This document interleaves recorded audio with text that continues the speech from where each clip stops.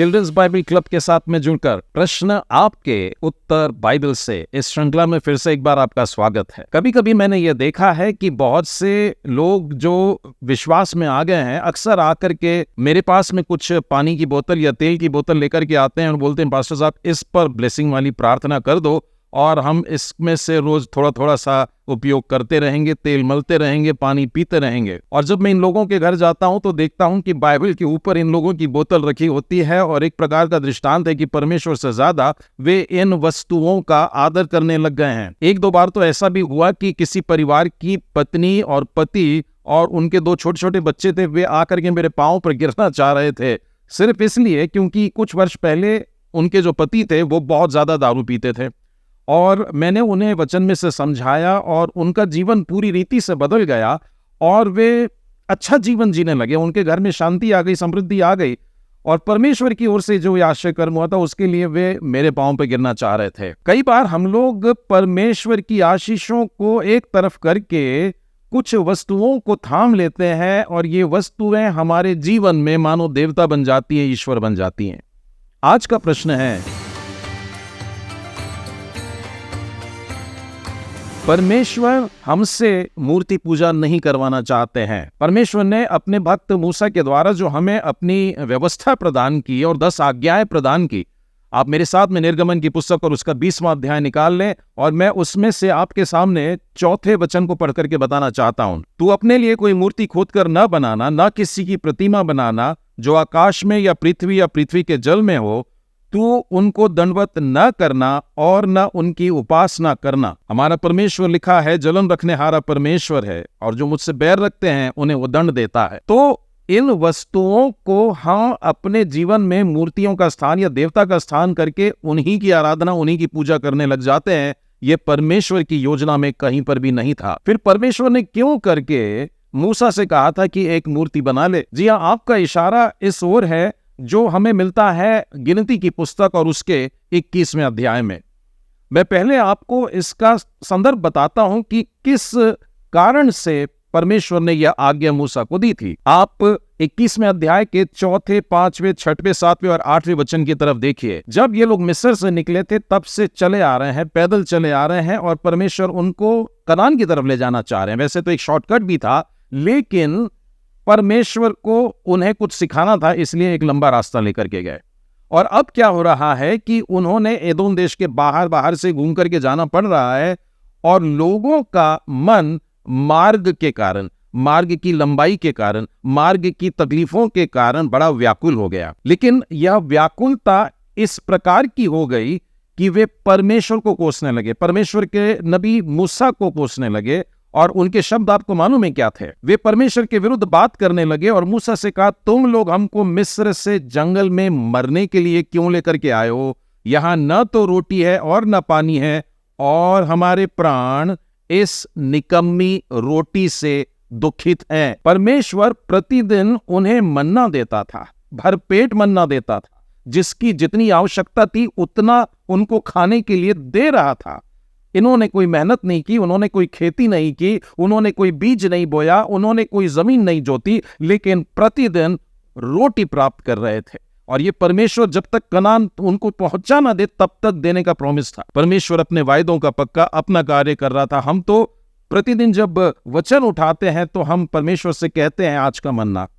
जब हम परमेश्वर के भक्त के द्वारा कोई वचन सुनना चाहते हैं तो बोला जाता है, आराधनालय में बोला जाता है कि आज का मन्ना ग्रहण करने के लिए तैयार हो। परमेश्वर का वचन जो है यही रोज की रोटी है। व्यवस्था विवरण 8 में भी यही लिखा है कि परमेश्वर का वचन जो है यही रोटी है। और इन्होंने, मतलब प्रजा ने, परमेश्वर के वचन को निकम्मा कहा, निकम्मी रोटी कहा। यह एक बड़ी दुख की बात थी और परमेश्वर क्रोधित हुआ। परमेश्वर के वचन को परमेश्वर ने अपने नाम से भी ऊंचा किया है, उसको मनुष्यों ने निकम्मा कहा। परमेश्वर क्रोधित हुआ और उन्हें जब दंड देता है तो देखिए क्या लिखा है, अतः यहोवा ने उन लोगों में तेज विष वाले सांप भेजे जो उनको डसने लगे और बहुत से इजराइली मर गए। अब उनके बीच में दंड आ गया।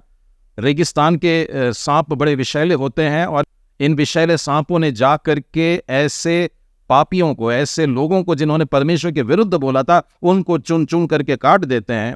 लोग मर रहे हैं, लेकिन अब बिलखने भी लगे, रोने भी लगे, पछताने भी लगे। वे मूसा के पास में आकर के कहते हैं, हमने पाप किया है क्योंकि हमने यहोवा के और तेरे विरुद्ध बातें की है। यहोवा से प्रार्थना कर कि वह सांपों को हमसे दूर करे। इस समय मूसा परमेश्वर से प्रार्थना करते हैं और परमेश्वर यहोवा, अब ध्यान से सुनिएगा 8वां वचन, यूं लिखा है, यहोवा ने मूसा से कहा, एक तेज विष वाले सांप की प्रतिमा बनाकर खंबे पर लटका दे।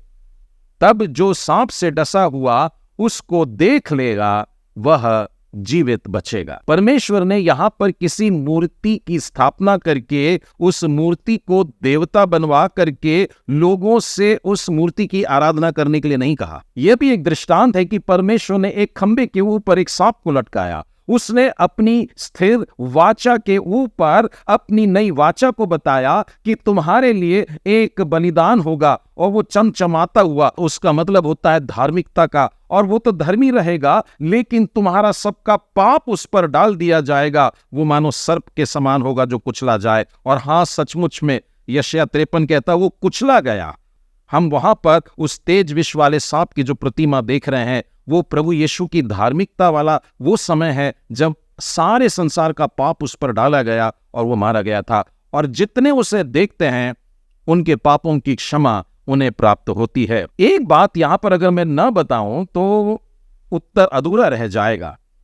परमेश्वर ने जिस रीति से इस प्रतिमा को, सर्प की प्रतिमा को बनाया था, उसी रीति से नष्ट भी करवा दिया। आप राजाओं की पुस्तक में चलिए, दूसरा राजा उसके 8वें अध्याय में, जहां पर हिजकिय्याह राजा राज करने लगता है। मात्र 25 बरस का था जब उसने राज करना शुरू किया। दूसरा राजा उसका 18वां अध्याय, हिजकिय्याह राजा के बारे में लिखा है कि वह अपने मूल पुरुष, अपने परदादा दाऊद के समान चलता था, परमेश्वर से बहुत प्रेम करता था, और उसने जितने भी मूर्ति पूजा से जुड़ी हुई चीजें थी उन सबको नष्ट कर डाला, ऊंचे स्थानों को गिरा दिया, लाठों को तोड़ दिया, अशेरा को काट डाला। और सुनिए, पीतल का जो सांप मूसा ने बनाया था उसको उसने इस कारण चूर चूर कर दिया कि उन दिनों तक इजराइली उसके लिए धूप जलाते थे, और उसका नाम उसने नहुश्तान रखा था। यह घटना आप याद कर सकते हैं। जब जब आप किसी डॉक्टर के बोर्ड को देखेंगे तो वो अपने नाम के आगे एक लाल क्रॉस, रेड क्रॉस नहीं, परंतु एक खंबा और उसके ऊपर का सर्प दिखाते हैं।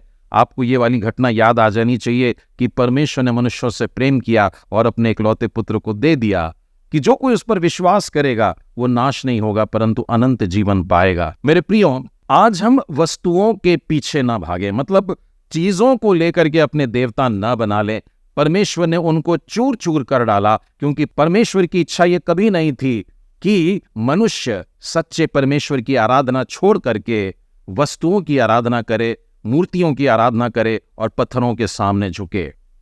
मुझे गीत याद आता है जिनके शब्द है, तेरे पाप धुल सकेंगे आज ही मसीह के द्वारा, सिर्फ एक नजर उठाकर देख ले लहू की धारा। तो आज का प्रश्न था कि क्या परमेश्वर ने लोगों से मूर्तियां भी बनवाए हैं? परमेश्वर ने मूर्तियां आराधना के लिए नहीं बनवाई थी, परंतु इसलिए कि लोग दृष्टांत रूप में पुराने नियम में प्रभु यीशु को देख लें, जो काठ पर लटकाया गया, जिसको देखने भर से पापी मनुष्य अपने पापों की क्षमा पा लेता है और उस पर विश्वास रखने के द्वारा अनंत जीवन में चलता है। परमेश्वर पिता आप सबों को आशीष दे। शालोम।